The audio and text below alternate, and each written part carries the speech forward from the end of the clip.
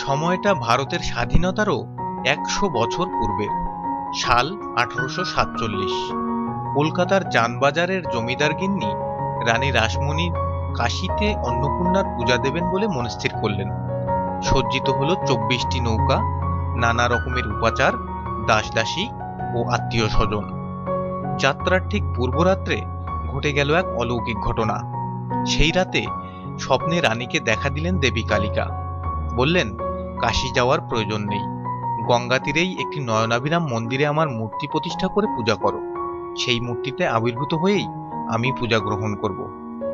স্বপ্নাদেশ পাওয়া মাত্র মন্দির নির্মাণের কাজ শুরু করে দিলেন রানী রাসমণি। শুরু হলো স্থান নির্বাচন।